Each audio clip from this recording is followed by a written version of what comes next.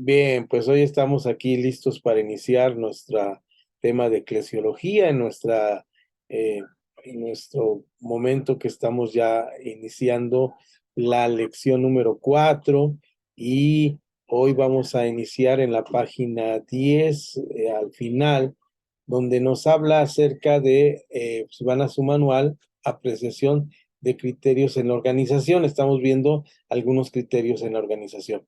Como les dije, esta vez vamos a ver algunos versículos bíblicos. Los podemos revisar ustedes, yo se los voy a ir leyendo y mencionando. Y dice aquí que lo primero importante es que si no consultamos, no consultar es un error administrativo y corresponde a una conducta directriz muy egocéntrica y autoritaria. Cuando nosotros estamos al mando de las iglesias como pastores, tenemos que recordar siempre que la pastoral tiene que ver con el trabajo de guiar y cuidar. Lo he dicho varias veces y lo repetimos allá en el presencial, lo importante de tener bien claro la palabra autoridad. Esta vez cuando estuvimos allá, cuando empezamos el tema de eclesiología, dijimos autoridad significa estar como autor o quien está como caminando en cuidar a los demás para que crezcan. Recuerdan ustedes que vimos que era hacer crecer a los otros. Entonces, cuando uno tiene autoridad, tiene que hacer crecer a los otros. Entonces, no consultar lo que va a pasar trae problemas. El ejemplo que tenemos en la Biblia está en Josué 9, capítulo 9, versículos 3 y 6. Ya lo tengo aquí para que ustedes vayan a buscarlo en su Biblia. Y nos dice, pero cuando los habitantes de Gabaón oyeron lo que Josué había hecho en Jericó, recuerdan, y ahí que las murallas se destruyeron, usaron de astucia y fueron y se presentaron tomando sobre sus asnos costales viejos, odres de vino viejo, rotos y remendados, sandalias viejas y remendadas en sus pies y ropas viejas sobre sí, y todo el plan, y todo el pan, perdón, y todo el pan de que se había provisto para el camino estaba seco y mohoso. Así fueron a Josué el camino de Gilgal y le dijeron a él y a los hombres de Israel, nosotros venimos de una tierra lejana, hagan pues alianza con nosotros. Bueno, ese es el punto de la alianza que hacen estos que fueron astutos y engañaron, le dijeron, venimos de muy lejos, no pasa nada si hacen alianza con nosotros. Esta es la historia bíblica de Josué 9, ¿no? Que ya nosotros hemos escuchado, predicado en varias ocasiones. Y luego nos brinca el manual y nos dice, vayan ustedes a ver qué pasa en el 14, verso 16 y 22. Vamos a ir a brincar a Josué, ahí donde estamos, pero vamos a caminar hasta el capítulo 14 y vamos, 10, 11, vamos volteando nuestra Biblia, 12, 13, 14, y en el versículo que nos marca aquí, 16 y 22. Perdón, no es el capítulo 14, estoy equivocadísimo aquí en la información que le estoy diciendo. Con razón, ya la lectura se me hizo muy extraña. Yo lo acababa de leer hace rato y dije, yo no leí esto, estoy diciendo mal. Regresamos al capítulo 9, es en el mismo capítulo 9, es donde nos está marcando. Nomás nos va brincando de versículos. Vayan ustedes aquí, dejen a donde lo leí, porque si no, no estoy aquí en la Biblia electrónica, ahí fue donde me confundí. Acá donde estamos en Josué 9, lo que leímos fue el inicio, cuando los engañan y les dicen que iban muy de lejos, ¿no? Y ahora vean ustedes lo que pasa en los versículos 14 al 16. Dice, y los hombres de Israel tomaron de las provisiones de ellos y no consultaron a Jehová. Fíjense, aquí está el problema en el 16. Y Josué hizo paz con ellos y celebraron con ellos alianza, concediéndoles la vida, y también lo juraron los príncipes de la congregación. Es decir, no hicieron una consulta, se fueron sobre el engaño que les habían dicho en los primeros versículos, y ahora en Josué 9, 14 al 16 vemos que ellos hacen esto. El versículo número 22 nos dice, y llamándolos Josué, les habló diciendo, ¿por qué nos habéis engañado? Diciendo, habitamos muy lejos de vosotros, siendo así que moráis en medio de nosotros.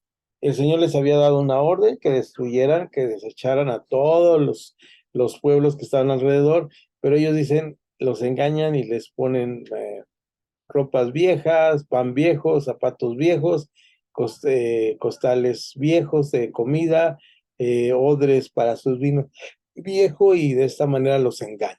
¿Qué es lo que pasa? Pues en el versículo 14 dice, no consultaron ellos al Señor, y por este no consultar, pues hay un problema. También lo vemos en otro momento, en segunda de las Crónicas, 10, 6 al 11. Vamos a ver qué pasa aquí. Aquí lo tengo también en digital. Vamos a ver si es más fácil leerlo aquí que buscarlo. A ver si no me equivoco como hace rato.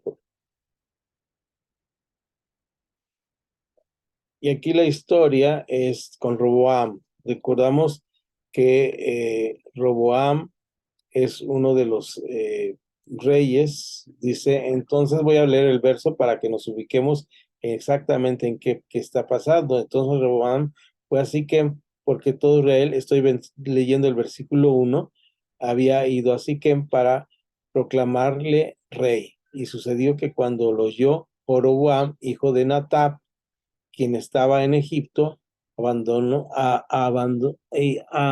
Egipto, a donde había huido a causa del rey Salomón. Jeroboam volvió de Egipto. Entonces, estos dos personajes quieren ser reyes de Israel, uno como heredero de Salomón y otro no como heredero de Salomón. Ahora vamos al versículo que nos está marcando el manual para ver qué fue lo que no consultaron. Es el versículo 6 y 7. ¿Sí? Entonces, el rey Roboam consultó a los ancianos que habían servido a su padre Salomón cuando aún vivía, y le preguntaron. Roboam era el hijo de Salomón. Roboam era el general que quería tomar el puesto de rey. De hecho, es la división del reino en dos partes con estos reyes. Roboam, el más cortito, el nombre más cortito, era hijo de Salomón. Entonces él consulta a los ancianos que habían estado con su padre, ¿cómo aconsejan ustedes que yo responda a este pueblo? Y ellos le respondieron diciendo, si tratas bien a este pueblo y lo aceptas y le hablan con buenas palabras, ellos serán tus siervos para siempre. Pero el versículo 8 nos dice que hizo lo contrario al consejo que le habían dado los ancianos, ¿verdad? Era Roboam Contreras, creo que era el apellido de él. Bueno, aquí nadie nos apellidamos Contreras, por eso podemos decir esto, ¿verdad? Contreras en el sentido de llevar el sentido contrario de las cosas. ¿Qué hizo? Pues sabemos en la historia que él puso más impuestos, hizo lo contrario, y esto trajo un problema. Por eso en el manual nos dice que tenemos que tener cuidado de, en la administración de la iglesia, siempre tomar consejo, primeramente de Dios y después de las personas que tienen más experiencia. Por eso nos está hablando aquí que los ancianos que habían aconsejado a su padre Salomón le dicen a Roboam que no haga esto, ¿verdad? ¿Qué pasó? Por el mal consejo, pues el pueblo se rebeló y se fue con Jeroboam, y hubo la división del reino del sur, que se quedó Roboam con él, que eran solamente dos tribus, y las otras tribus se quedaron en el norte del país, siendo la división que causó estragos entre el pueblo de Israel. Entonces aquí tenemos este momento en el cual estamos ahí viendo esta parte, y entonces vemos que estamos en esta situación. A veces nosotros como pastores o como maestros estamos teniendo que tomar decisiones complicadas, ¿no? Ya lo vimos en el curso pasado, que vimos que había circunstancias, inclusive Connie hizo una pregunta al respecto, ¿no? Al final de nuestra clase estuvimos hablando que la iglesia a veces tiene que tomar los problemas, enfrentar los problemas de las circunstancias de la sociedad donde vivimos. No aceptar el pecado de la sociedad donde vivimos. Eso es definitivamente, la palabra es primero, la ley de Dios es inamovible y no podemos aceptar como bueno lo que es malo, lo que la palabra dice que es malo, lo que nuestras conciencias dicen que es malo, lo que el Espíritu Santo dice claramente que es malo. Pero tenemos que también saber enfrentar circunstancias donde el mundo empieza a manejar muchas de estas cuestiones como pues tolerables, hay que tolerar, hay que amar a estas personas. Y sí es verdad, en cierto sentido, el mundo dice, bueno, ustedes son personas que dicen que aman porque no aman a estas personas. No dejamos de amarlas, pero sí marcamos definitivamente que lo que están haciendo es pecado, cualquiera de las formas de pecado que hay. Entonces, a veces tenemos que tomar consejo de algunas personas en algunos circunstancias de la vida. Ustedes me dicen si el sonido se distorsiona, voy a prender el aire un poquito para, ya no llovió hoy, entonces ya la temperatura empieza a subir, pero vamos a ver si, ustedes me dicen si se distorsiona. A veces cuando el aire pega en mi voz se cambia el sonido, pero creo que ahí está, ¿verdad? ¿Seguimos oyendo bien? ¿Me dicen así? ¿Estamos bien? Ok. Entonces vamos a la parte rápidamente, dice, técnicas dignas de confianza en el proceso de consultar de la opinión de la iglesia. Los que han de cooperar física o económicamente en las actividades que requerimos realizar han de ser debidamente consultados si queremos mantener su interés y buena voluntad. Consulta individual es el primer punto, el punto A. Conversación, entrevista, consulta. Un líder sabio y sensitivo estará dispuesto a asistir a un plan si se ve obligado a ello, ya sea por fuerzas externas o internas. Eh, Cuando un líder tiene que tomar una decisión y alguien le dice, tienes que desistir, como nos dice ahí, un líder está dispuesto a abandonar un plan, a dejar un plan, si las circunstancias externas así lo requieren, ¿verdad? Vamos a suponer que, voy a poner un ejemplo burdo y tonto, pero que nos hace, que no tiene que ver con la iglesia, pero yo, por ejemplo, digo, voy a instalar un sistema de riego para el jardín y quien me trae el sistema de riego tarda 2 meses en ponerlo. Entonces ya lo trae y me dice, ya lo voy a poner. Entonces mi esposa me dice, oye, pero ya está lloviendo, ¿para qué lo pones? Entonces, el consejo es un consejo sabio, pero a veces yo soy necio y digo, no, yo dije que lo iba a poner y lo voy a poner. ¿Qué pasa? Pues se nos pudre el pasto, ¿no? Entonces, uno tiene que estar como teniendo que escuchar qué pasa alrededor nuestro en la iglesia para saber qué debemos hacer. También es importante que tenemos aquí, llaman ellos la reunión de oficiales. Las gentes que están cerca a nosotros, que son nuestros líderes, estas personas son las que están dispuestas a darnos consejo, a hablar con nosotros y siempre tenemos que estar, siempre hay gente que está puntual, que está asistiendo o que le damos un cargo en la iglesia y al darle un cargo en la iglesia, entonces nosotros debemos consultarle lo que está pasando. Además, hay algunos casos donde hay oficiales superiores. Hay lugares donde tenemos, en el caso de nuestras iglesias, tenemos a alguien al que les damos cierta autoridad mayor, ¿verdad? A esas personas que tienen mayor autoridad, nosotros normalmente les consultamos, ¿verdad? Y también podemos hacerlo si tenemos un gobierno de tipo congregacional a la congregación en general. Bien, vamos hasta aquí, no hay dudas de esto, con esto terminamos ya esta parte y vamos a ir a la siguiente hoja. Después de esta hoja y la principito de la siguiente hoja, es decir, la hoja 11, y vamos a pararnos ahí en la 12 y vamos a dejar una línea, porque ahorita les voy a platicar sobre qué vamos a seguir, porque el manual continúa con planes administrativos y nosotros como iglesias ya tenemos ciertos planes, ya funcionamos, ¿verdad? Al estar ya funcionando, pues estos planes los tendremos que ver simplemente como estrategias que está haciendo otra persona y de esta manera poder acoplar a aquellas personas, a aquellas cosas que las otras personas nos den y que nos sirvan adecuadamente. De tal manera que vamos a ir a esta parte, dice planeación de objetivos y procedimientos. Primero, aquí nos da una serie de números que son del 1 al 5, que nos hablan de los planes y procedimientos. Los vamos a ir viendo de esta manera como les voy a ir indicando. Yo les he acostumbrado que leo el manual. De aquí en adelante el manual lo vamos a revisar, no lo vamos a leer. Sí, es decir, nos vamos a ir más rápido para darle espacio a estas partes de la eclesiología que me parecen interesantes. Lo primero, debemos definir definición e importancia de la planeación. La planeación en un trabajo es indispensable. El punto aquí es que nosotros no estamos acostumbrados a planear.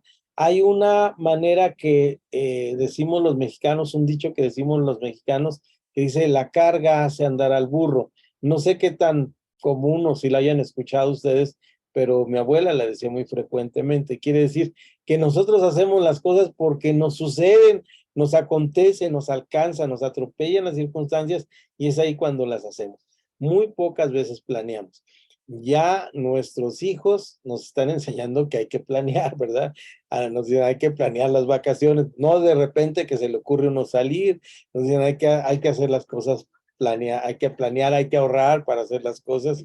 Entonces, siempre es bueno planear. Mientras la apreciación investiga lo que se puede hacer, la planeación determina exactamente lo que se va a hacer. La apreciación, es decir, la apreciación es, yo creo que necesitamos bancas en la iglesia, ¿verdad? Entonces, para tener bancas en la iglesia o sillas, vamos a ir al mercado y allí a las primeras que tengamos el dinero lo compramos. Eso simplemente es una apreciación, es una necesidad.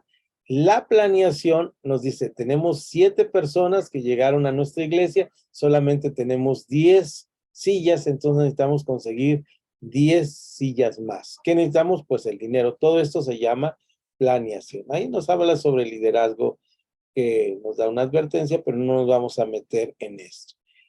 Fijación de objetivos generales y específicos. Aquí estamos hablando de 2 puntos de la planeación. Los objetivos generales serían, y voy a poner un ejemplo que está fuera de la iglesia, por ejemplo, en mi caso, de lo que yo estoy hablándoles para que ustedes lo entiendan, y luego vamos a poner un ejemplo de la iglesia. En mi caso, yo no quiero que en los tiempos de seca se seque tanto la tierra que se ponga árida. Entonces, mi objetivo es que se mantenga húmeda la tierra. Ese sería un objetivo general, es decir, en general, ¿qué quiero? Lo particular o lo específico es decir, voy a poner botellas con agua, ¿verdad? Les voy a hacer un agujero y les voy a poner a que estén cayendo por goteo para que de esta manera se esté humectando la tierra durante los 6 o 4 meses que no llueve aquí en Guadalajara. Eso sería un objetivo específico. Los objetivos específicos nos llevan a metas o a qué queremos lograr. Lo que quiero es que cuando la lluvia venga, no esté tan seca que no penetre la tierra, que esté tan dura. ¿Han visto ustedes esa tierra? Ahora, vamos al aspecto de la iglesia. Si yo quiero que las personas conozcan a Cristo, entonces voy a pensar que primero mi objetivo es que las personas conozcan a Cristo. Ese sería el objetivo general. El objetivo particular es qué planes, qué folletos, qué cultos evangelísticos, qué visitas en casas, cuáles van a ser las metas que voy a tener que ir caminando para hacer. Muchos de los grandes personajes de la historia tuvieron esta cabeza de planear las cosas. Y se planea a través de los métodos que se llama los objetivos generales y los objetivos específicos. La clasificación de los objetivos. Vamos a ver cómo se clasifica. Por su naturaleza, los objetivos pueden ser colectivos e individuales, es decir, ¿Cuál es mi objetivo en la iglesia? Mi objetivo en la iglesia es que que no tenga calor, ¿verdad? Ese puede ser mi objetivo, que las personas no tengan calor. ¿Quién no va a tener calor? ¿Yo o colectivamente? Si soy yo, entonces nada más me compro un abanico, ¿verdad? Si yo quiero que todos no tengan calor, entonces pongo ventiladores en el techo para que no tengan calor. Eso es importante, saber qué tipo de objetivo estoy buscando. Por su duración, los objetivos pueden ser a largo plazo o a corto plazo, ¿verdad? En el caso que dijimos de los ventiladores es solamente por el tiempo de calor. Ya vendrá el invierno y ahí pues no funciona. Pero un objetivo a largo plazo sería una mesa de trabajo para que puedan escribir los hermanos cuando tomen clase, y esto sería una mesa que dure. Trataríamos de que el objetivo sea mientras estemos en ese local, que la mesa esté funcional. ¿Qué necesitamos hacer? Bueno, guardarla bien, todo lo que sería el método. Por su alcance, los objetivos son generales o específicos. Ya explicamos hace rato con las botellas de agua para humectar el pasto. Dijimos que el objetivo general es lo que queremos. Los específicos son los pasos que vamos para lograr este objetivo general. Ok. Número 3, ese fue el número 2. Reglas para la fijación de los objetivos. Primera regla, establecer objetivos alcanzables. Eso es clásico, ¿no? Mi objetivo es llegar a ver a mi hija e irme en lancha. No es alcanzable, ¿verdad? No es alcanzable. Bueno, puede ser alcanzable, pero no sería. Irme en bicicleta tampoco es alcanzable. Porque ella está en África del Sur, ¿no? Entonces, esos son los objetivos que no son alcanzables. ¿Qué objetivos no alcanzables podemos pensar en la iglesia? Ujú. Ahorita les voy a dar uno, pero ayúdenme ustedes para que me den chance de tomar un traguito de café. ¿Qué objetivos serían no alcanzables? Por ahí pueden abrir su micrófono. ¿Qué se les ocurre que sería un objetivo no alcanzable en la iglesia?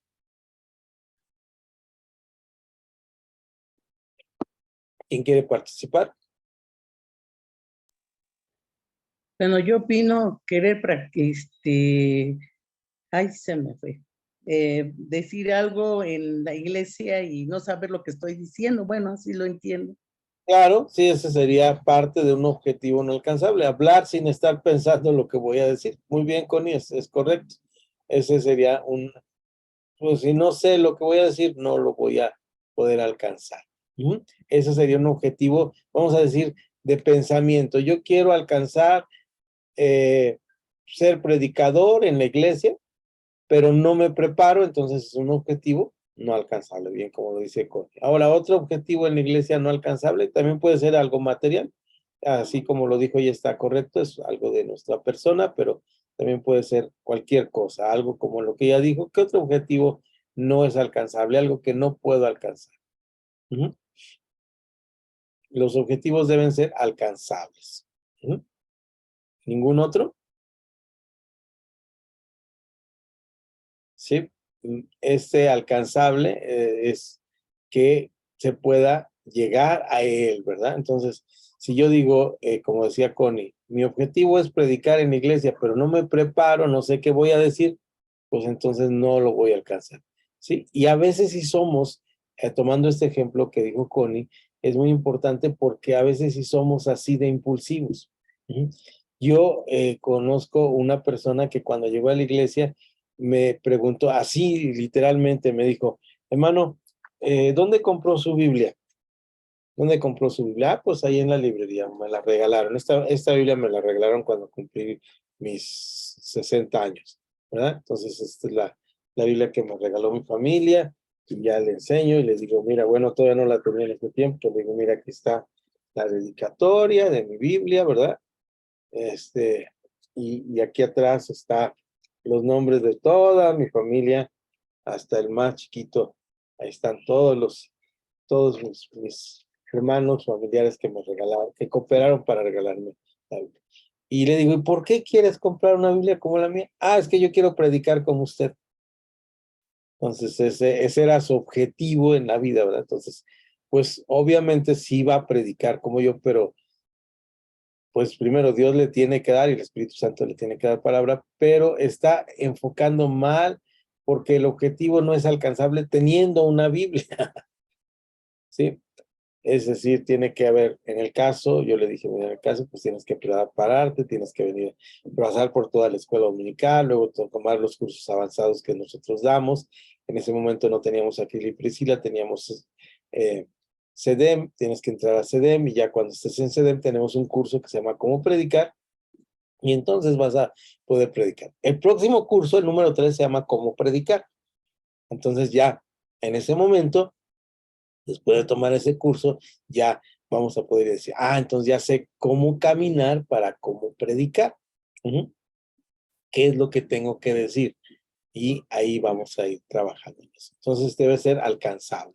Segunda regla, tener siempre un modelo o patrón supremo, es decir, siempre hay algo que queremos llegar adelante.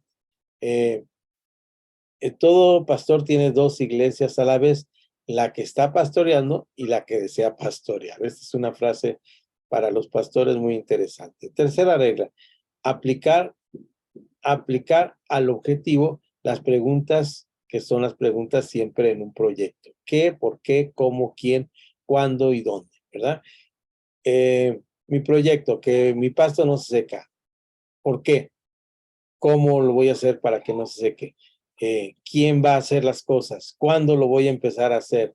¿Dónde lo voy a hacer? ¿Verdad? Todas esas preguntas se tienen que hacer para un proyecto. Vamos al número 5, determinar el curso de actividades.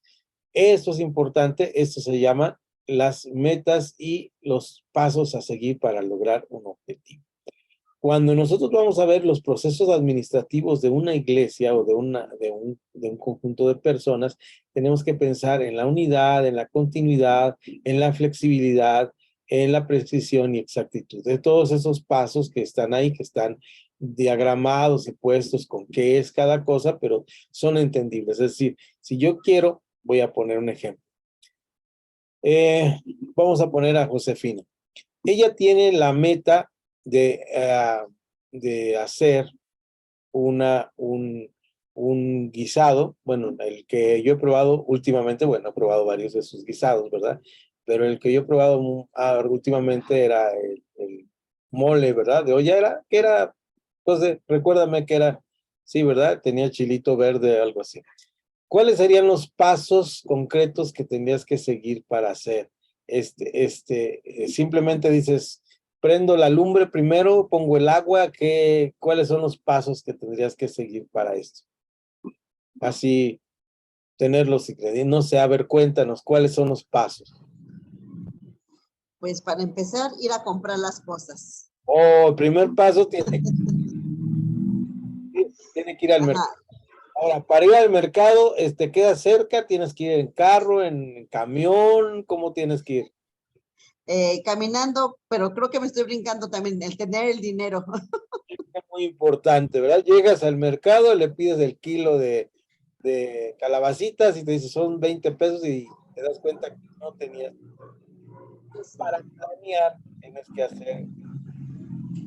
Y después, pues la preparación, los utensilios correctos. Pues ahora sí, ¿dónde voy a cocinar? ¿Cómo lo voy a hacer? ¿Cuándo lo voy a hacer? Son muchos pasos, ¿verdad? Y todo esto lo tenemos como planeación. Todo esto hacemos cuando planeamos esto. Si no lo hacemos así, estamos ¿en qué? En un problema. No logramos el objetivo que nos pusimos. Todos nosotros, Connie, el pastor Samuel, Sergio, todos nosotros, de alguna manera, inconscientemente hacemos planeaciones y lo hacemos de esta manera. ¿Qué tengo que hacer para lograrlo? Necesito, en la iglesia necesito unidad, necesito continuidad, necesito flexibilidad, necesito precisión y exactitud. Ahora bien, la planeación de presupuestos y riesgos, es decir, cuando yo voy a planear este guisado y ya tengo el dinero, pues primero es esto que decía, los presupuestos. Ahora, ¿qué pasa si las calabacitas te salen amargas? Vamos a suponer que tu guiso llegas y ya pues se echó a perder el guiso. Es decir, todos los planes que hagamos, por bien hechos que hacemos, tienen que tener un presupuesto y tienen que saber que hay un margen de riesgo, ¿verdad? Esto siempre tenemos que estar presente en la planeación. Y para estar conscientes de esto, fíjense, un presupuesto es una tabla apreciativa de ingresos, así suena muy bonito. La pastora José simplemente nos dijo tener la, ¿verdad? Simplemente ya con eso entendemos. Bueno, una tabla apreciativa de ingresos y egresos que sirve para controlar lo que se tiene y lo que se espera tener en comparación con lo que se espera invertir. Santo Dios. Bueno, eso en administración es un presupuesto, es decir, pues para términos mexicanos, cuánto me entra a la bolsa y cuánto me sale, ¿verdad? De la bolsa, es decir, lo que tengo en este sentido. La adoptación de un sistema de presupuesto anual mensual salvará a muchas iglesias locales que están hoy en la calamidad económica, es decir, y aquí vamos a dejar de hablar en las iglesias locales. Yo el otro día platicaba con mi esposa de unos hermanos que vinieron a hacer la pastoral aquí en nuestra comunidad, en un plan de inmersión se llama, es decir, vienen de otro país y se ponen en una comunidad y empiezan a trabajar en ella como misioneros. Y ellos nos dijeron un día que ella estaba metiéndose en una actividad que se tiene en la colonia donde nosotros estamos, hay un kiosco, un parque central, y ellas hacen actividades para señoras, de tejer, de gimnasia, etcétera, etcétera. Pero cobran por las clases, el ayuntamiento y las maestras cobran por las clases. Y ella decía, yo no puedo estar en todas las clases porque cobraban 20, 30 pesos, porque no está fuera de nuestro presupuesto.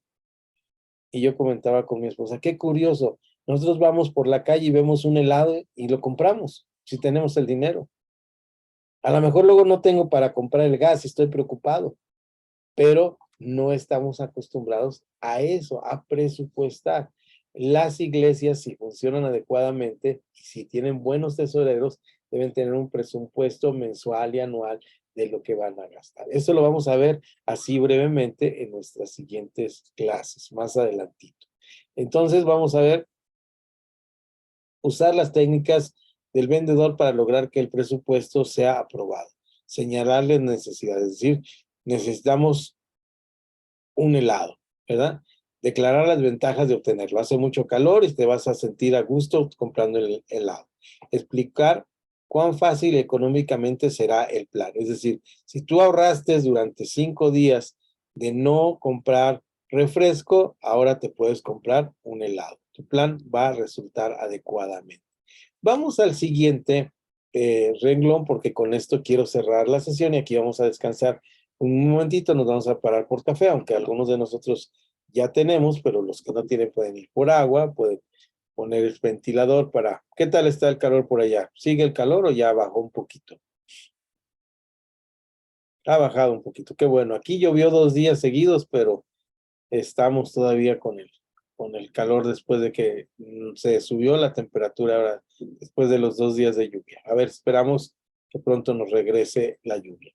Fíjense bien ahí en la página y pongan ahí una marquita porque ahí vamos a quedarnos en la página 12. Al principio, antes de ver la preparación de material y el personal para hacer un proyecto, porque aquí estamos hablando de un proyecto, y vamos a regresar a esto en nuestra iglesia con un proyecto y vamos a hacer un proyecto a lo mejor ficticio, pero vamos a ir pensando en qué proyecto queremos para la iglesia. Para buscar un proyecto, y ahorita les voy a dejar la tarea, van a buscar una necesidad. Es importante que cuando queramos hacer un proyecto vamos a ir buscando la necesidad. Durante toda esta semana, yo sé que aquí Priscila no deja tareas, pero por esta vez y en otro módulo, dentro de 10 módulos, vamos a volver a dejar una tarea parecida o una tarea donde ustedes van a tener que hacer algo en la semana. Me van a mandar qué necesidades ven en su iglesia. Necesidades, ¿verdad? En la iglesia, ¿qué necesidades hay? Puede ser espirituales, pero también puede ser materiales, ¿verdad? ¿Qué necesidades ven ustedes en la iglesia? Para en base a eso, vamos a tratar de trabajar un proyecto alternativo a este, lo vamos a hacer. Y entonces ahí vamos a centrarnos en lo que vamos a hacer. Pero debemos centrarnos en esto que vamos a leer, en estos 3 regloncitos. Dice, el entusiasmo bien fundado se contagia y motiva en la acción. Eso lo vemos en el libro de Éxodo. Vamos a Éxodo. Y es el capítulo 35. Ahora sí fue el que más, hace rato me equivoqué porque como estuve leyendo aquí me acordaba que brincaba capítulos, pero nada más era en este segundo. Y aquí lo tenemos, creo que todavía los ojos me alcanzan para esta Biblia. Y aquí lo estábamos viendo hace ratito. Vean ustedes, si alguien me ayuda ahí, es de Éxodo 35, del verso 22. Ahí nos marca del 20, pero vamos a leer no, perdón, estoy bien. Dejen ver bien dónde les digo quiero acortar, pero a lo mejor no resulta porque la historia no puede ser tan bien entendida, que el aire me está mojando la hoja. Como un poquito más me la regresa. Quieta, Biblia, quieta. Vamos a ver. Entonces vamos a ver. Y nos está marcando el verso 20. Dejen ver si... sí, pues todo el párrafo, ¿verdad? Si alguien me ayuda, y salió toda la congregación de los hijos de Israel del desierto perdón, de Israel delante de Moisés. Ese es el versículo 20. De ahí en adelante hasta el versículo 29. ¿Quién puede hacerme el favor de leerlo por ahí?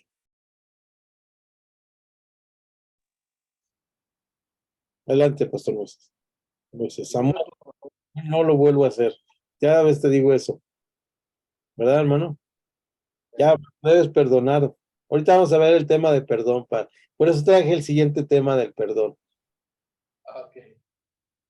Dice, y vino todo varón a quien su corazón estimuló a todo aquel, quien su espíritu le dio voluntad con ofrenda a Jehová para la obra del tabernáculo de reunión y para toda su obra y para las sagradas vestiduras.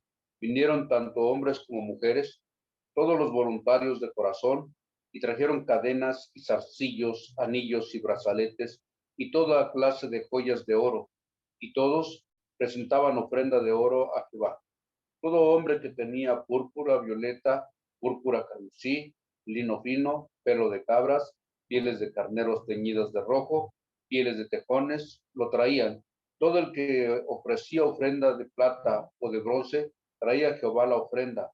Y todo el que tenía madera de acacia, la traía para toda la obra del servicio. Además, todas las mujeres sabias de corazón, hilaban con sus manos y traían lo que habían hilado, azul, púrpura, carmesí o lino fino. Y todas las mujeres cuyo corazón las impulsó en la sabiduría, hilaron pelo de cabra. Los príncipes trajeron piedras de onice y las piedras de los engastes para el efod y el pectoral, y las especies aromáticas y el aceite para el alumbrado, para el aceite de la unción y para el incienso aromático. Todos los hijos de Israel, tanto hombres como mujeres, todos los que tuvieron corazón voluntario para traer para toda la obra que Jehová había mandado por medio de Moisés que hiciesen, trajeron ofrendas voluntarias a Jehová. Muy bien. Y ahí brincamos, ya no lo vamos a leer, Pastor Samuel, pero brincamos a ese versículo maravilloso que es el sueño de todos los pastores, que es el 36, 6 y 7, que dice, ya no les impidió Moisés que siguieran trayendo cosas, porque ya era más que suficiente por lo que tenían, ¿verdad? Entonces ya no traigan más, ya es suficiente con lo que han traído, dice. Cuando un pastor tiene que pedir a sus miembros que dejen de traer ofrendas porque ya se ha cubierto el presupuesto, se entiende que esa es una iglesia bien administrada. Entonces, lo que vamos a ver en la siguiente clase va a ser cómo ir haciendo un proyecto para nuestra iglesia. Entonces, recuerden, ¿qué vamos a hacer? Recuérdenme que vamos a hacer, ¿cuál es la tarea que van a buscar? Por ahí también voy a hablar con nuestros hermanos que no están y decirles que vean el curso y vean esto en su iglesia. Vamos a ver primero una necesidad. Y en esta necesidad, fíjense bien, van a ver cuál es la necesidad. Pero aquí lo interesante es que cuando ustedes vean una necesidad, a lo mejor ven otra necesidad al lado, ¿sí? Cuando nosotros empezamos a buscar necesidades, a veces encontramos no solo una necesidad, sino vemos que hay otra necesidad. Entonces van a decir, hay esta necesidad primordial, pero hay una segunda necesidad. ¿De acuerdo? Y aún puede haber una tercera necesidad. Solamente es necesario que me escriban una, pero también se vale que digan, hay una necesidad y veo una segunda necesidad y veo una tercera necesidad en la iglesia. ¿De acuerdo? ¿No hay dudas sobre esto? ¿Estamos bien enterados? Bien. Vamos a hacer ejercicio con las manos, vamos a hacer ejercicio de tocarnos el cerebro para ver si está en el lugar adecuado. Vamos a sentarnos derechitos y vamos a pararnos también, por favor. Por los que no tienen café, vayan por su café porque sigue la siguiente parte de nuestro curso. Vamos a cerrar nuestro manual. La próxima parte del curso estará como se las voy a explicar en este momento que voy a explicar. Regresen en cuanto puedan. Vamos a tener un minutito mientras pongo la siguiente parte del curso.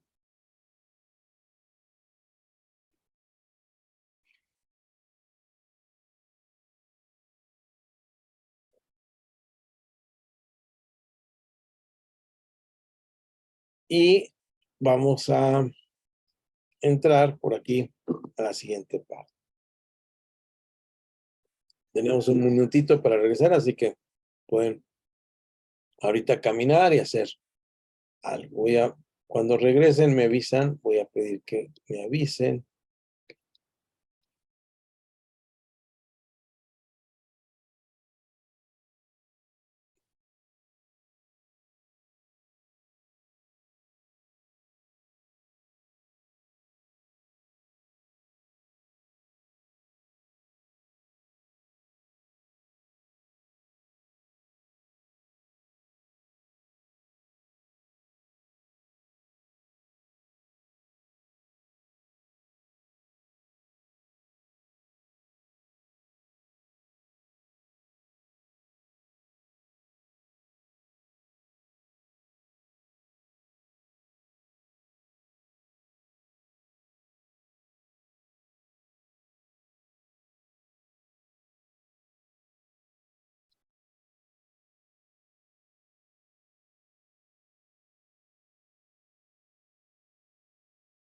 Bueno, a ver, entonces. Es que estoy. Ok, creo que ahí va a ser el asunto.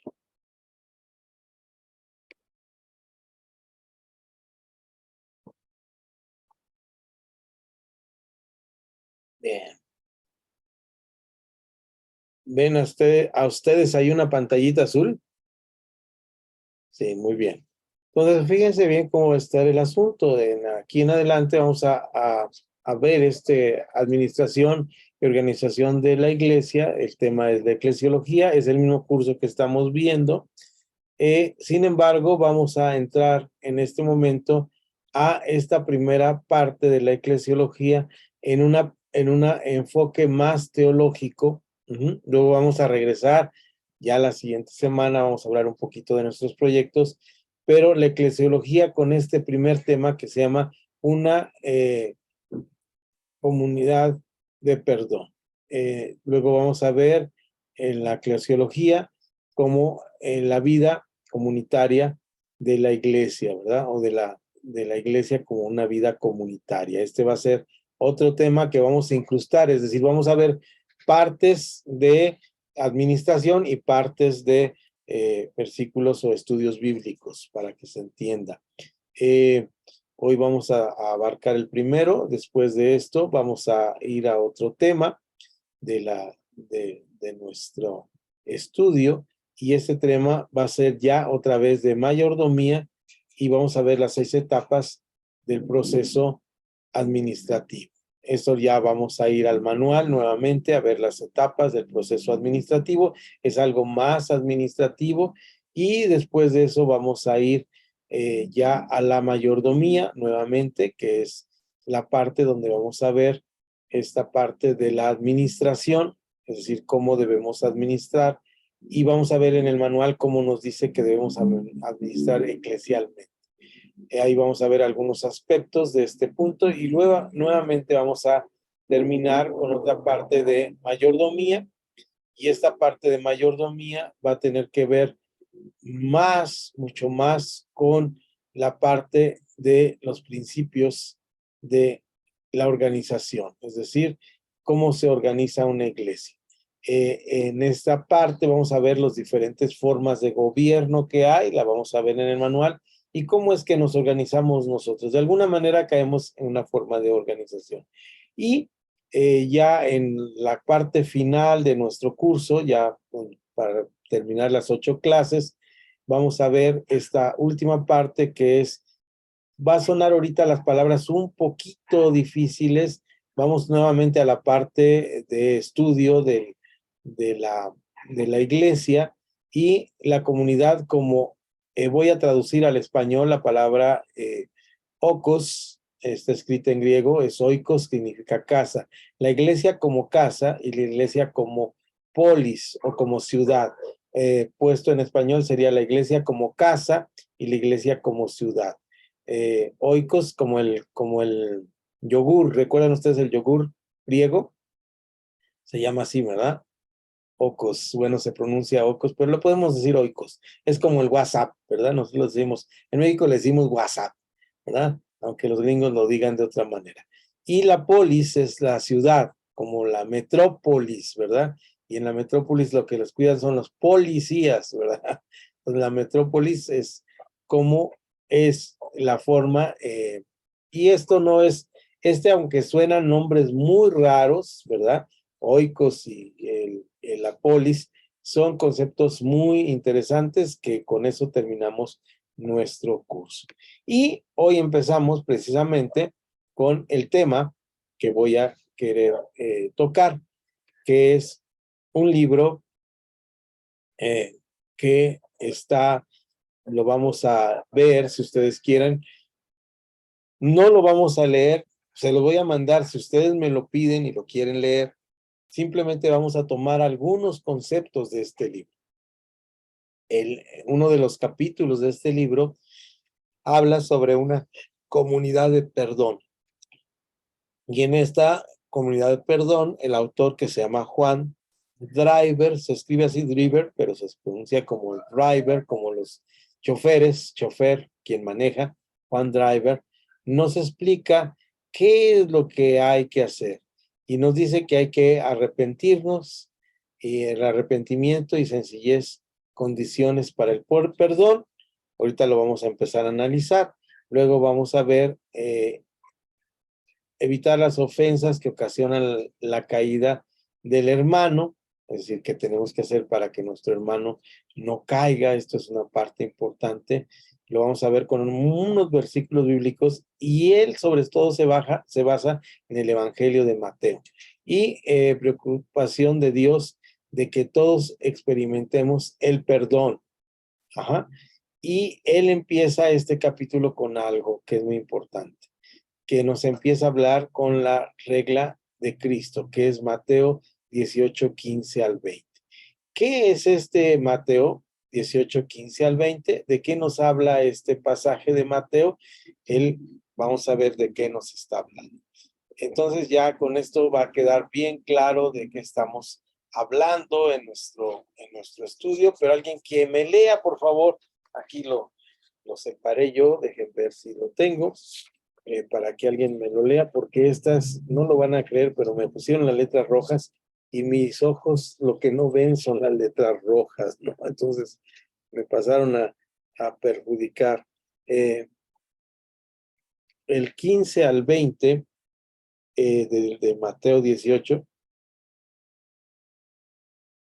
empieza con una frase. La voy a leer para que ahorita me ayudas, Pastor Samuel, con la lectura. Pero fíjense bien cómo en la versión 60 que tengo dice, lo voy a leer porque casi me acuerdo, dice, por tanto, si tu hermano peca contra ti, así empieza Mateo 18, 15.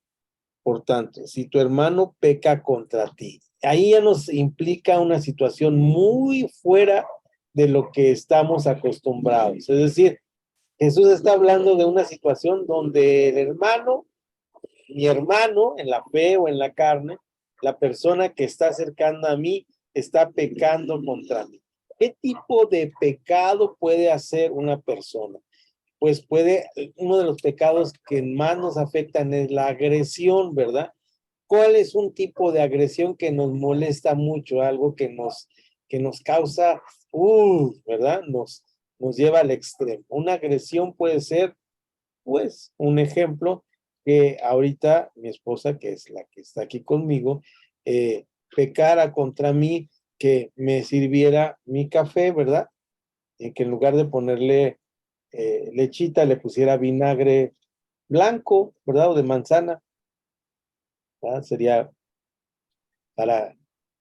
porque no le caigo bien, ¿verdad? Sería, ahora, ¿qué asco si peca contra mí? O sea, no estoy diciendo que ella lo hace, estoy diciendo, si mi hermano, voy a poner el ejemplo al revés para que no suene tan feo. Si mi esposa me dice, ¿me sirves un café? Yo digo, en lugar de lechita, me pidió con lechita, si en lugar de lechita, ¿qué tal si le pongo vinagre de manzana, a ver a qué le sabe, para que le sepa feo, ¿no? Porque estoy enojado con él. ¿Qué va a hacer ella? Dice, si tu hermano, dice, por tanto, si tu hermano peca contra ti. ¿Qué le dice después, Pastor Samuel? Léeme del 18 al 20, del 15 al 20. Dice, y si tu hermano peca contra ti, ve y repréndele a solas tú con él. Si te escucha, has ganado a tu hermano. Pero si no te escucha, toma aún contigo a uno o dos, para que por boca de 2 o 3 testigos conste toda palabra. Si rehúsa escucharles a ellos, dilo a la iglesia, y si también rehúsa escuchar a la iglesia, sea para ti como el gentil y el publicano. De cierto os digo que todo lo que atéis en la tierra estará atado en el cielo, y todo lo que desatéis en la tierra estará desatado en el cielo. Otra vez os digo que si 2 de vosotros se ponen de acuerdo en la tierra acerca de cualquier cosa que pidan, les será hecho por mi Padre que está en los cielos. Porque donde están 2 o 3 congregados en mi nombre, allí estoy, en medio de ellos. Gracias, Pastor Samuel. Entonces, dice que tienes que hacer algo. Voy a empezar a dar mi propia hermenéutica de lo que está ahí y luego ya vamos a ver cómo nos dice Juan Driver, cómo lo está manejando. Lo primero interesante del pasaje, me parece que es muy interesante, lo primero es que cuando alguien peca contra ti, dice Jesús, tienes que arreglar las cosas. Eso se llama solución de conflictos, es decir, tienes un conflicto y tienes que arreglar las cosas. Normalmente cuando alguien hace algo en contra de nosotros, no queremos arreglar las cosas, lo que queremos es lastimar a la otra persona. Lastimar a la otra persona es un conflicto que va a escalar. Esos conflictos se llaman conflictos que escalan, ¿verdad? Si me pega en la derecha, no le pongo la izquierda, sino le doy 2 veces en la derecha, ¿verdad? Entonces, el conflicto va escalando. Eso es lo normal que hacemos como seres humanos. Es lo que hacemos. Si yo voy en el camión y alguien me pisa, ¿verdad? Mi actitud natural es, le doy un empujón. Ahora, la violencia generalmente es la respuesta. La violencia se puede explicar, pero nunca se puede justificar. Entonces, ahí ya nos está dando el Señor en Mateo 18 una capacidad de solucionar conflictos. Nos está diciendo, lo que tienes que hacer es no escalar el conflicto, sino solucionar el conflicto. nos da una estrategia para solucionar el conflicto. Esa estrategia se trata de tratar de arreglar las cosas en forma personal. Si no se puede en forma personal, ¿qué nos dice? Llama a otras personas, y si no se puede, pues llama a todos los que están involucrados dentro de una comunidad, ¿verdad? Para tratar de arreglar el conflicto. Ahora, yo pregunto, ¿alguna vez han visto alguna de estas prácticas así en la iglesia? ¿O la han practicado ustedes?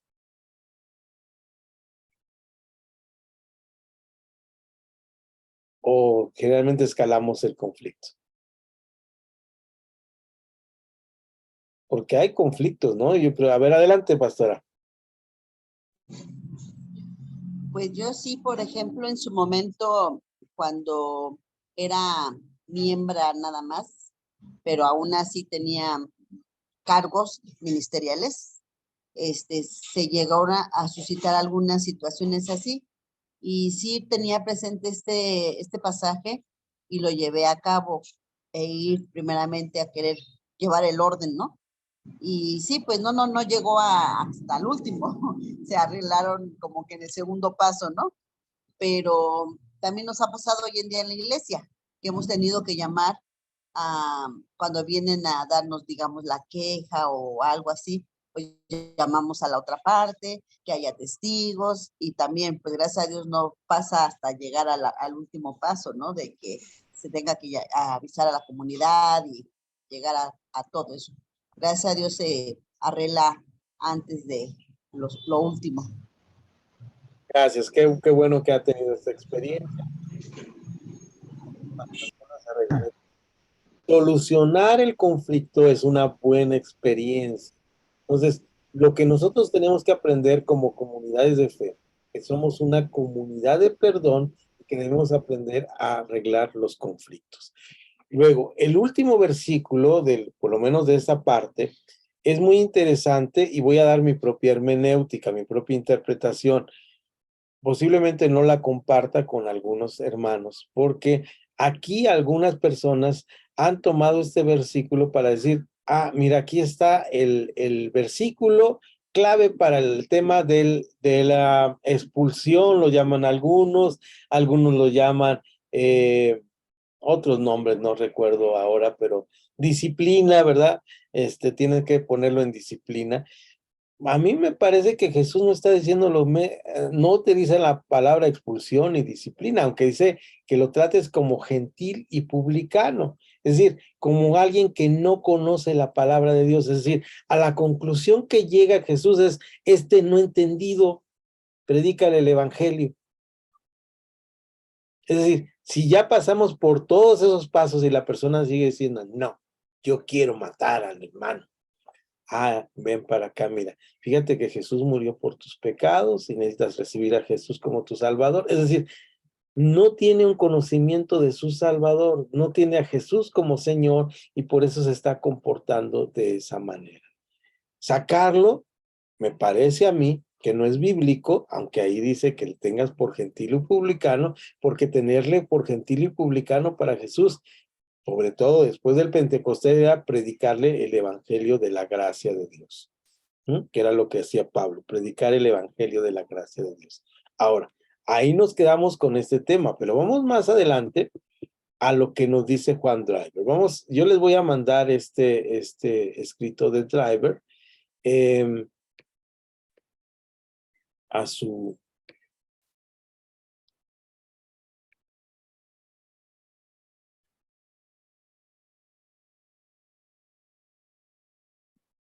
Si ustedes lo quieren leer, voy a tratar de... Porque el primer párrafo donde vamos a arrancar, y ahorita vamos a discutir esta circunstancia, porque nos va a hablar del perdón, y vean ustedes este primer detalle que tenemos aquí. Lo voy a compartir para que... yo creo que es este.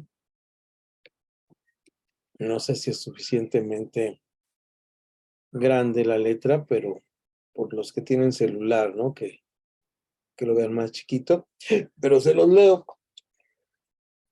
Fíjense bien, dice Juan. Dice, la iglesia no es simplemente una asamblea de individuos reunidos alrededor de una experiencia común de perdón personal personal recibido directamente de Dios. Pues, no somos simplemente unas personas que fuimos perdonadas. Tampoco es meramente una comunidad funcional organizada con el propósito de cumplir de la manera más eficiente ciertas tareas definidas, es decir, nos reunimos, oramos, damos testimonio, escuchamos la palabra. Eso es parte de la iglesia, pero nos dice en la última oración, ¿qué es para Juan Driver? Bíblicamente, y lo va a explicar a lo largo de lo que va a explicar este pasaje que acabamos de leer, dice, la iglesia es también una comunidad en la cual las personas perdonan y experimentan el perdón. Es una comunidad que perdona y experimentan el perdón. Por esto, este capítulo 3 de su libro lo llama una comunidad de perdón. A través de esta relación, Dios hace visible su perdón en medio del mundo, es decir, hace visible su perdón a través de que nosotros perdonamos. Hasta aquí nuestra lectura de lo que, si ustedes quieren seguir leyendo, pueden seguir leyendo, pero luego nos habla del perdón en el Nuevo Testamento. Dice que hay una preocupación de Dios a que sean perdonados, es decir, en este pasaje que leímos de Mateo 18 hay una preocupación de que sean perdonados. Y en este pasaje habla de atar y desatar. Este pasaje es muy oscuro para muchas interpretaciones que se hacen sobre el atar y desatar. Yo no digo que sea la única interpretación, pero me parece que la de Juan Driver es una de las explicaciones de mayor peso desde el punto de vista ya no hermenéutico, es decir, hermenéutico es lo que yo pienso que dice el pasaje, sino lo que realmente decía el pasaje. Este pasaje ha estado escrito por más de 2000 años y ha servido para diversas formas de hablar sobre el perdón. Me parece que la que habla Juan Driver aquí es muy interesante porque él habla de que nosotros estamos liberando a la otra persona, lo van a leer ustedes si quieren, estamos liberando a la otra persona no del mal que nos hizo, sino le estamos liberando de que no nos haga daño a nosotros. Dice, y así lo explica lo que es atar y desatar. Lo que es atar y desatar. Lo vamos a ir viendo con calma porque parece complicado, pero fíjense bien cuál es su pensamiento de este hombre. Dice, no, el perdonar a otro no alivia al otro. Es decir, voy a suponer que yo puse el vinagre de manzana en la taza de café de Esther, ¿verdad? O de chocolate, era un chocolate. En lugar de ponerle chocolate, le puse una cucharada de chocolate y le puse media taza de vinagre de manzana. Esa falta ya está hecha, ese daño ya está hecho. Ya le dañé, es su feo, le molestó. Si ella me perdona por eso, no está perdonando mi actitud, está aliviando el daño que se le hizo a ella. Es decir, tu daño no me afecta porque yo te perdono. No te doy permiso que lo sigas haciendo, pero sí me alivia el perdonar a otro, alivia que nosotros tengamos una circunstancia diferente. Fíjense bien, voy a leer otro parrafito de él. El paralelo de este pasaje está con Juan 20, 21 y 23. Vamos a San Juan, capítulo 20, 21 y 23. Si alguien me hace favor de leer este pasaje.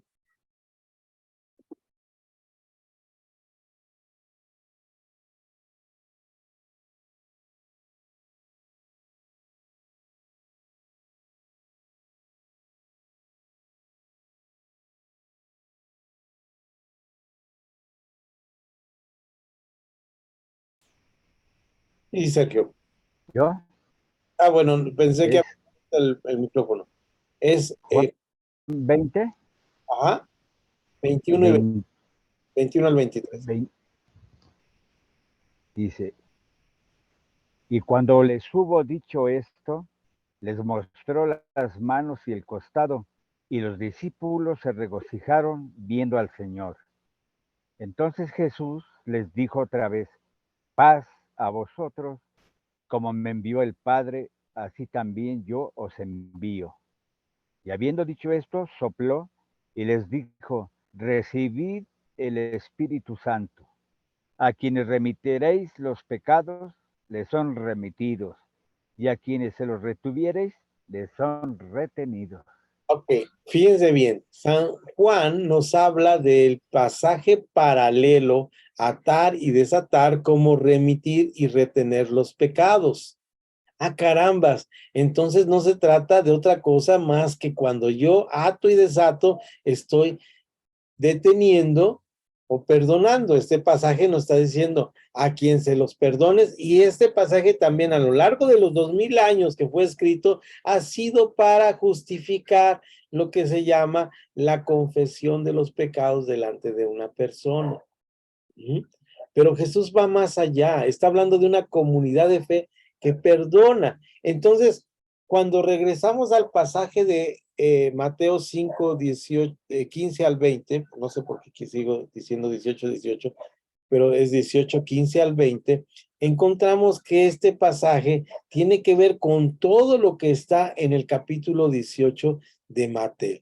Y Juan Driver empieza a analizarlo de alguna manera y nos dice por qué se trata de perdonar. ¿Cuál es la necesidad de perdonar? Vamos al versículo 1 al 4 de Mateo 18. Lo que me pusieron letras en rojo, pero estas sí las tengo en negro, la primera parte, ¿verdad? Y nos dice, en aquel tiempo los discípulos vinieron, perdón, a Jesús diciendo, ¿quién es el mayor en el reino de los cielos? ¿Verdad? Y llamando a Jesús a unos niños, los puso en medio de ellos y les dijo, de cierto os digo que si no os volvéis y os hacéis como niños, no entraréis en el reino de los cielos. Ahí está, empieza el rojo, ayúdenme, el 4, así que cualquiera que se humille como ese niño, ese es el mayor en el reino de los cielos. ¿Quién es el mayor en el reino de los cielos? Quien se humilla. Aquí nos está dando una actitud y una clave para lo que vamos a ver con el perdón. La necesidad del arrepentimiento y la sencillez como condición para recibir el perdón. Cuando yo perdono a otra persona, tengo que tener humildad y sencillez, y entonces ya soy parte del reino de los cielos. Es el primer punto. La necesidad de evitar las ofensas que ocasionan la caída del hermano. Vean ustedes los siguientes versículos. ¿Alguien me ayuda?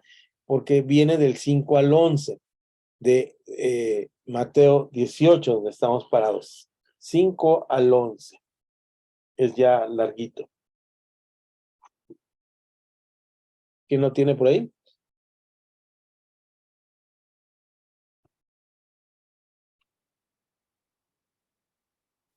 ¿Me ayudas, pastora? ¿No tienes? Ok. Entonces, Samuel, gracias. Yo lo leo Mucho rock, allá. Ya lo va a leer el pastor Samuel. Gracias. Dice, y cualquiera que recibe en mi nombre a un niño como este, a mí me recibe. Pero el que haga tropezar a alguno de estos pequeños que creen en mí, más le valdría que le colgasen al cuello una piedra de molino de asno y que le hundieran en el fondo del mar. Hay del mundo por los tropiezos. Hay del mundo por los tropiezos, porque es necesario que vengan tropiezos, pero hay de aquel hombre por quien viene el tropiezo.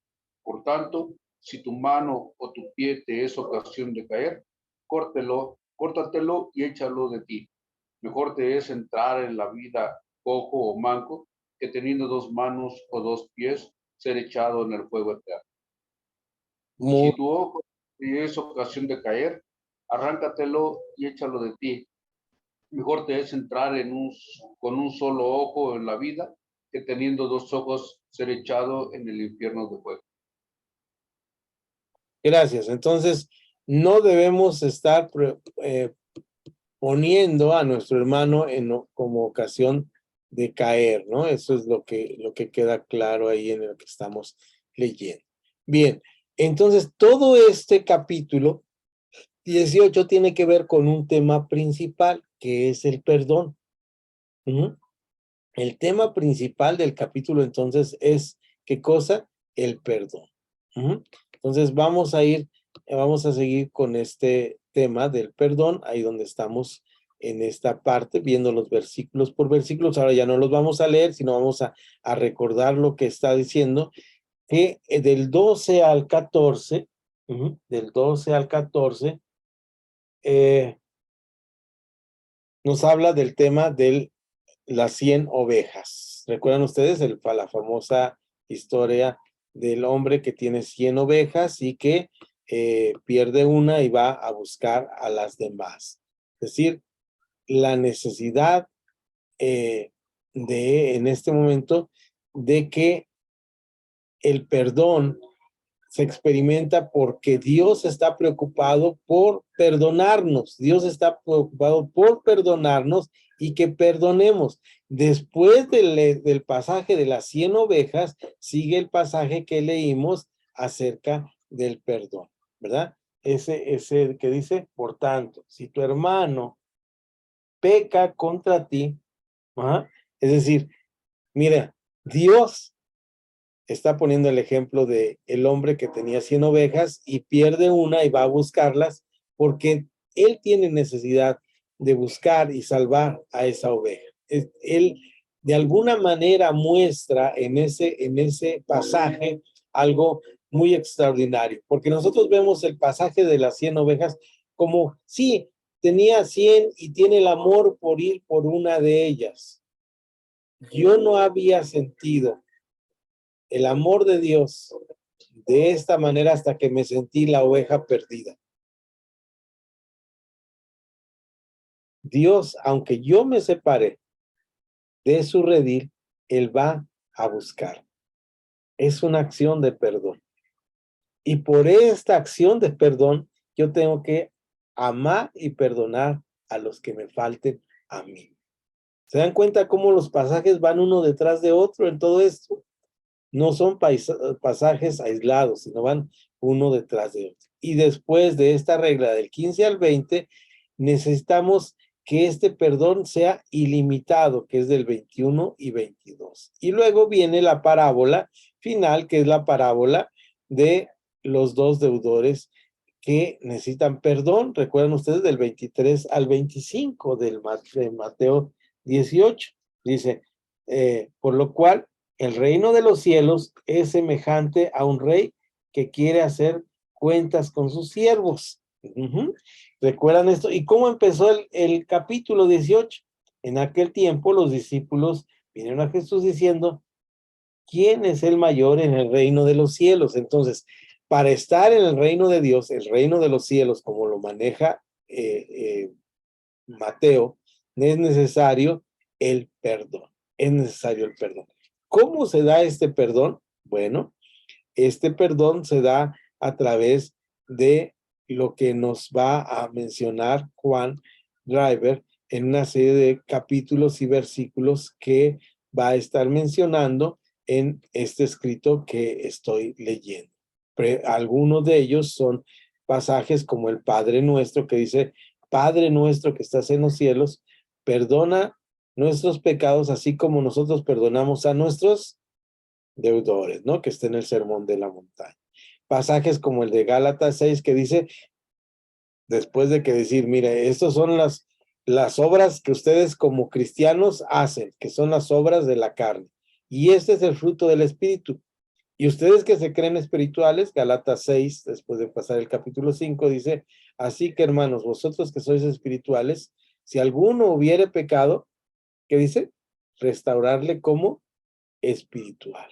Es decir, atar y desatar significa el poder que tenemos de remitir los pecados, es decir, yo te perdono. Luego tendrá una explicación y lo pueden leer ahí de la disciplina, que ya esa lo vamos a ver, el tema de la disciplina en la siguiente clase.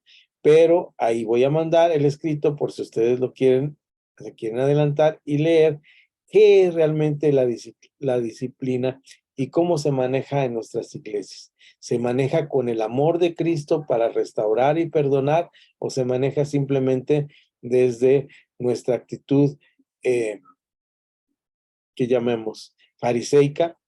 Es decir, yo sí estoy en santidad y tú no estás en santidad. Esto naturalmente, mis queridos hermanos, no nos da permiso de pecar. Dice Pablo, ¿qué pues diremos a esto? ¿Perseveraremos en el pecado porque la gracia abunde? ¿Para que la gracia sea abundante? De ninguna manera, porque los que hemos muerto al pecado, ¿cómo pues viviremos en él? Nuestra manera de vivir debe ser en vida, en testimonio cristiano hacia los demás, en vida de santidad hacia los demás. Pero conscientes de que si algún hermano que está débil tiene alguna dificultad, tenemos la obligación de restaurarle como nosotros creyéndonos espirituales y estando en un nivel tenemos que hacer. Cosa que tiene que ver con esto de la disciplina y del de atar y desatar. Atar y desatar, que significa nada menos esto que dijo Juan, que leyó nuestro hermano Sergio, que era remitir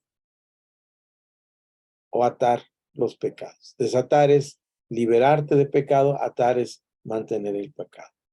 Entonces, ahí en ese pasaje, si lo recordamos bien, ¿qué es lo que nos está diciendo Mateo 18? Nos está diciendo exactamente, y con esto terminamos esta parte que espero no haya sido muy larga, la traté de resumir lo más posible, pero sí es importante que hagamos una revisión de Mateo 18. Tal vez esta primera parte, hasta donde está en el libro, que les voy a mandar este capítulo 3 de la iglesia como comunidad de perdón, esta primera parte que explica Mateo 18, nos puede ayudar para ir entendiendo esto. Porque a veces cuando nosotros simplemente tomamos los versículos bíblicos y los leemos así al azar, pues no entendemos realmente qué es esto que nos está diciendo. De cierto os digo que todo lo que atéis en el cielo será atado en el cielo y todo lo que desatéis en la tierra será desatado en el cielo. Es decir, este versículo 18, si ustedes van a él nuevamente, si lo leemos así aislado, parece tan oscuro y tan profundo que decimos, ¿qué será esto? ¿Será que alguien tiene el poder para abrir el infierno y el cielo? No, simplemente dice, tienes como cristiano la oportunidad de perdonar, de perdonar. Esta es la capacidad del perdón. Y así lo termina el Señor en este capítulo largo que es el Mateo 18. Entonces el Señor, enojado, le entregó a los verdugos hasta que pagara todo lo que debía. Al que castigó fue al que no perdonó al que debía menos. ¿Recuerdan ustedes la historia? Y entonces el rey le castiga, versículo 34 del capítulo 18. Así también mi Padre Celestial hará con vosotros si no perdonáis de todo corazón cada uno a su hermano sus ofensas. Ese 18:35, tremendo fin de capítulo sobre el perdón. Imagínate sentirte no perdonado por Dios porque no fuiste capaz de perdonar a tu hermano. Qué cosa tan tremenda. Ahora, el perdón no significa remisión de la falta. Cuando yo perdono algo no quiere, oye, pasaste por aquí, tiraste mi maceta, la rompiste. No, yo te perdono, pero la tierra se regó. O sea, hay consecuencias del pecado, hay consecuencias del pecado. Pero ya no me afecta a mí porque yo te estoy perdonando. Tampoco quiere decir que te doy permiso de que siga rompiendo todas las macetas de mi casa. No. te estoy perdonando por la que rompiste y espero que tu conducta sea diferente y tienes que demostrarme. Y demostrar una conducta diferente como seres humanos cuesta muchos años y mucho esfuerzo de trabajo. Cambiar nuestra conducta cuesta mucho. Ser mejores cristianos, ser mejores seres humanos es nuestro trabajo como cristianos. Y para eso tenemos que aprender a perdonar. A perdonar. También es importante decir que el perdón no es permiso para que nos sigan lastimando, ¿verdad? Esto es importante, sobre todo en el caso de maltrato físico hacia las personas. Si estoy sufriendo una agresión física de una persona, yo le perdono, pero no quiere decir que le estoy dando permiso para que me siga maltratando, ¿verdad? Eso es obvio. Quiere decir que ya no me está haciendo daño el mal que está pensando sobre mi persona. Bien. Esto tiene que ver mucho con la eclesiología. Una iglesia donde no hay perdón es una iglesia que eclesiológicamente no va a crecer, no va a hacer proyectos porque siempre es necesario perdonar. Por eso este tema de la iglesia como comunidad de perdón es tan importante. Quise meterlo aquí y quise aprovechar este escrito de Driver para discutirlo con ustedes.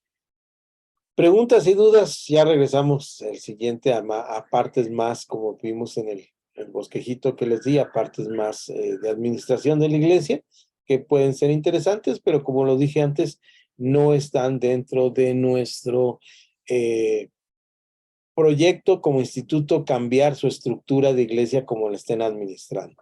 Como la estén administrando está bien, pero pueden estar mejorando algunos detalles y el propósito de del siguiente periodo que vamos a hablar sobre esto, que va a ser la administración y buscar un proyecto para tratar de caminar sobre este proyecto propio de su iglesia en base a lo que nos va enseñando el manual, es precisamente esto, ir construyendo una problemática que veamos que podamos ir construyendo. 1, 2 o 3 problemáticas. Vamos a escoger una para que sea más eficiente nuestra construcción de nuestros objetivos y demás, pero vamos a trabajar sobre esto. Bien, ¿estamos listos para mañana nuestro servicio? Espero que sí. Estamos ya listos para estar ahí trabajando, así que vamos a terminar hasta aquí con nuestra grabación para las preguntas y comentarios.